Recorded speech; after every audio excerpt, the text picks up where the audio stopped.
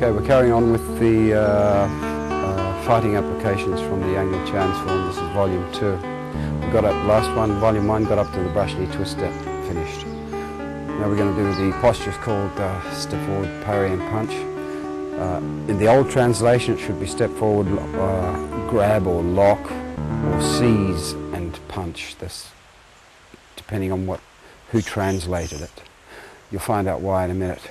So it's important to see what the right hand does here. One knuckle punch.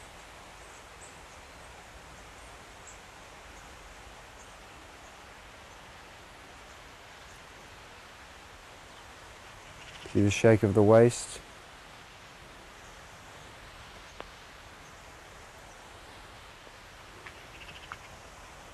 So that's how it goes. For those of you who are not doing any advanced forms, you may not understand this, but you know,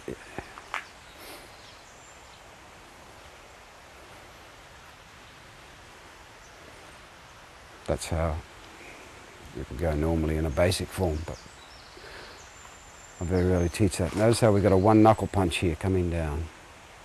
Then see how the hand snakes over. See what the right foot's doing. Very well centered on the left foot, sinking into the ground.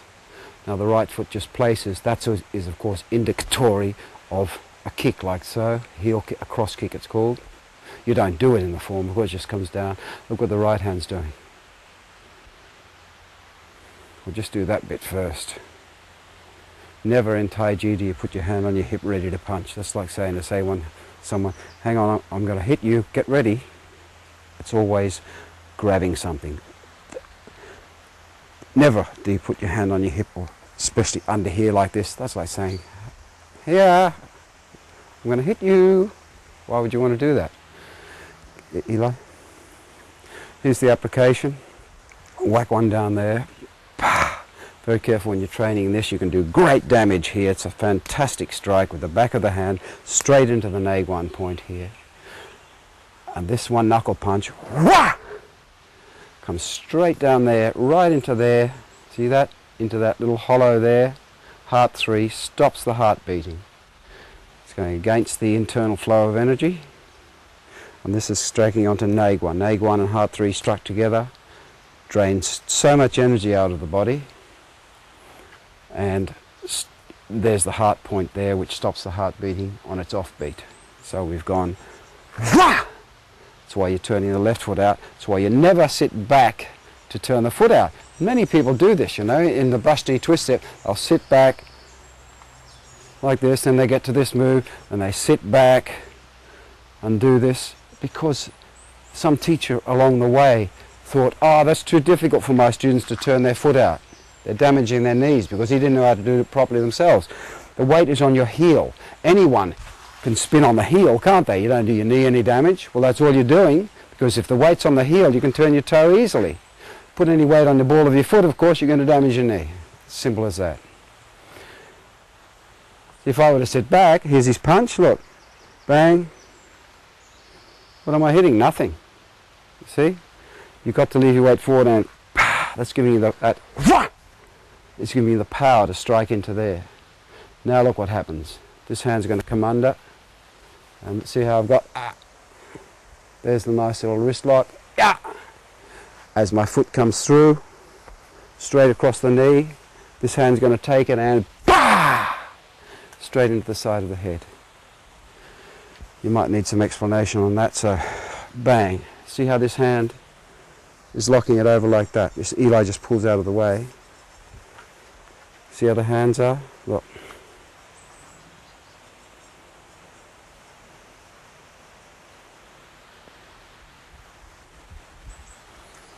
That's exactly what I've done. Bang. This hand's going to come under like this. See what the left hand is the controller here. See how it's rolling his hand down. See that? Instantly I pulled and pushed. See that? That's very important. And now see how I pulled it into my belly. That's very important as well. And now you see I can get that nice little lock on his wrist there. And as I'm doing that, I'm kicking straight across his knee with my right foot, Now my right hand is going to take over the lock and pull it in. That's why the hand's there. And this hand's going to come through to the temple and twist into his temple as you come forward. Thank you, Eli.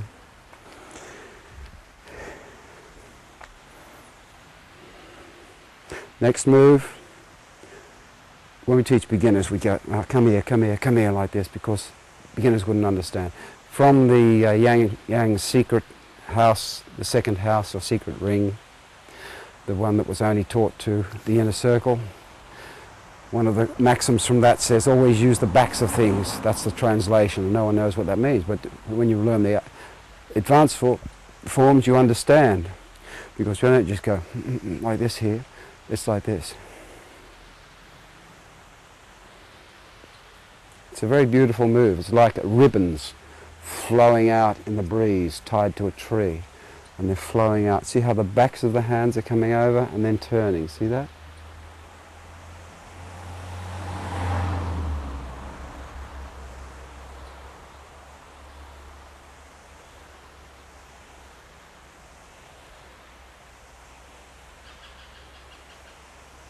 Okay, that movement also has just it's a lovely application.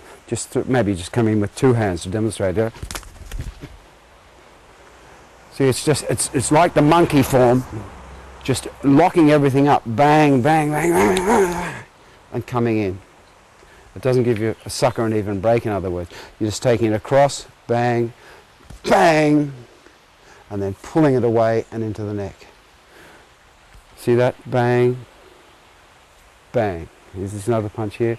Bang, bang, and so on. So that's basically what you're doing to him. His hand's up here. You take it across and straight into his neck, or take it across and pull it away and then into his neck. Very careful about this because that finger can go in there very easily with the momentum. So it's like a hinge here. As soon as you've done that hinge, the hand comes across and into his neck, like so. Okay, so we've got the last, we've got this, that's just the winding up, that's just a little qigong for gathering the energy. That's basically what it is. That's why we do it a number of times. You do that as many times as you want until you've inhaled and you feel like something wants to explode. This is where most people get this move wrong. They started from here and then go punch. It shouldn't go from there, it's got to go from here. See, when the waist is turned to the left. And then it's a very quick, if I do it without the steps here, but then the step makes it more difficult, and Tai Chi is difficult, remember, it has to be. And then the hand is already under, of course. And that is very simply, I might take his punch here. He might come in with his punch here. Here it is coming across here. It's a very quick movement. That's why it's coming from the left. You don't load it because that's giving him plenty of time to think, ah, yeah, what's going to happen, see? So that's why you load it. You start it from the left, and then you're fudging it over to the right, left, right, you see? As this hand is already here, remember it was holding his hand. So this is the other punch coming through there. So you simply turn your waist. You don't have to block it or anything. You simply turn your waist, see?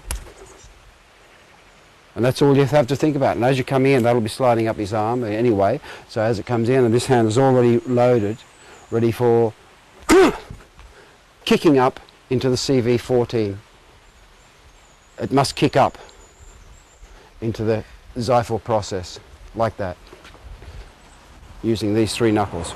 Bang! That's why that hand has come across there, and it's in there. As soon as, thank you, Eli.